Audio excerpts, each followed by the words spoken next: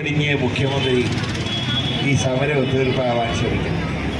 ഇപ്പോൾ അദ്ദേഹം വളരെ തിരക്കിലാണ്. വിഴിഞ്ഞ തുറമുഖത്തിൻ്റെ ഉദ്ഘാടനം, സർക്കാരിൻ്റെ നേട്ടങ്ങളൊക്കെ പറയുമ്പോൾ രണ്ടുപേരുടെ കണ്ണീര് വിടുന്നുണ്ട്. ആശമാരുടെ കണ്ണീര് മാത്രമല്ല, അതോടൊപ്പം ആ വിഴിഞ്ഞ തുറമുഖത്തിന് വേണ്ടി സ്ഥലം വിട്ടുകൊടുത്ത മത്സ്യത്തൊഴിലാളികളുടെ കണ്ണീരും. അവർക്ക് ഉമ്മൻചാണ്ടിയുടെ കാലത്ത് പ്രഖ്യാപിച്ച 450 കോടിയുടെ പാക്കേജ് പോലും നടപ്പായില്ല. അപ്പോൾ ഒരു ഭാഗത്ത് ആശമാരുടെ കണ്ണീർ, മറുഭാഗത്ത് മത്സ്യത്തൊഴിലാളികളുടെ കണ്ണീർ.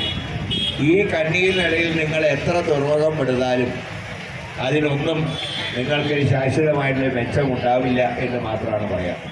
അതുകൊണ്ട് ഈ വൈകിയ വേളയിൽ ഞാൻ പറയാം 81 ദിവസത്തിലേക്ക് കിടക്കുക. നിങ്ങൾ വിചാരിച്ചത് ഒരു 10-30 ദിവസം കഴിഞ്ഞാൽ ഇട്ടെറിഞ്ഞ് പോകുന്ന, പക്ഷെ അങ്ങനെ ഇട്ടെറിഞ്ഞ് പോകുന്നവരല്ല ആശാ വർക്കർമാരെന്ന് ഇന്നെങ്കിലും ഈ തൊഴിലാളി ദിനത്തിൽ എങ്കിലും മുഖ്യമന്ത്രി ഒന്നൊരു പുനർചിന്തനം നടത്തണം. അല്ലെങ്കിൽ ഈ ആശമാരുടെ കണ്ണീരിൻ്റെ ശാപത്തിൽ നിന്ന് ഒരിക്കലും നിങ്ങൾക്ക് രക്ഷപ്പെടാൻ കഴിയില്ല.